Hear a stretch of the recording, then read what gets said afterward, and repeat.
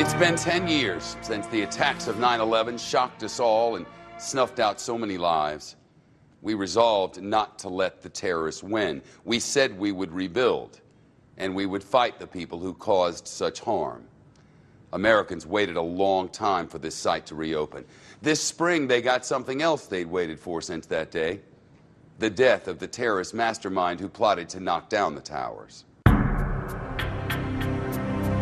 I was thrilled that we accomplished what we said we would do, and that is get him. Took longer than anticipated, but the important thing is, at the end of the day, we got him. Like the rest of us, World Trade Center developer Larry Silverstein heard on May the 1st that a team of Navy SEALs raided Osama bin Laden's compound in Abbottabad, Pakistan, and killed him.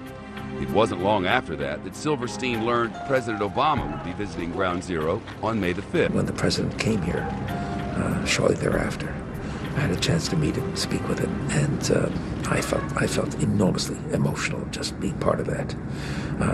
And so I had a chance to bless him on what he accomplished for us and wish him well.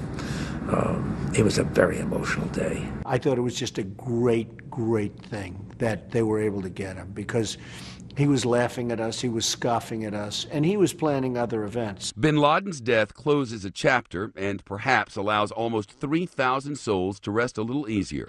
And now a new chapter begins. Ground Zero will once again be part of the life of Lower Manhattan. On September the 11th, President Obama and the governors of New York and New Jersey will take part in a ceremony opening the Memorial Plaza. A year later, September 2012, the 9/11 Museum will open its doors. It'll be a place to look back, but should also help us in moving forward. In fact, the museum director, Alice Greenwald, says people in her line of work have a saying: memorials are promises we make to the future about the past. So this museum is actually a promise. Larry Silverstein feels much the same way about his towers. They also represent a promise. These buildings, they're going to be here for hundreds of years. Ground Zero is the name for yesterday. The World Trade Center is the name for tomorrow. These buildings will tower over everything else down here, which is New York. Typical New York keeps growing, getting bigger and bigger. For Silverstein, construction can't go fast enough. What I thought was originally going to take 10 years, I suspect is going to take another 5. And so, since I'm only 80 years of age, I hope to be around for another 5 to see this thing to completion, to fruition. And so that now is it's the passion of my life.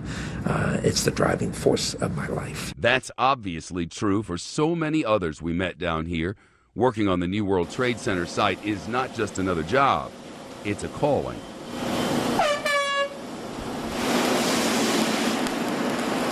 Whether we're welding the steel, or the folks who are out putting up One World Trade Center, or putting in the tridents at the memorial, or are working at the Port Authority, all of us know it's a challenge to us. Whether you're here on that once-in-a-lifetime pilgrimage to see the memorial, being near the people who work in these buildings, who live in this neighborhood, adds meaning to this. It doesn't cut this off from the life of the city, but firmly roots it back in the life of the city. John would not want me to be sad. He'd want me to be out there motivating people and loving people, and so that's what I do. We're in a position to be proud of what we've done, to do something for the families when they first walk on for the very first time and go to the names of their loved ones that are now permanently inscribed in bronze here forever. That's a responsibility it's truly a privilege to be able to work on.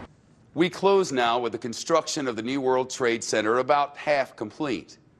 Critics may see the delays as an indecisive response to the calamity that happened here. Boosters may admire how a battered city and its residents went about debating and planning and rebuilding Ground Zero. And perhaps realists would note that just as work on this beacon of freedom remains unfinished, so too is the great struggle that began in earnest on this spot a decade ago. The fathers of our country knew that building and defending freedom is what we must always do as Americans. It's who we are. It's what our country is. And here at Ground Zero, the vision of freedom is always in sight. That's our program. I'm Shepard Smith. Thanks for watching.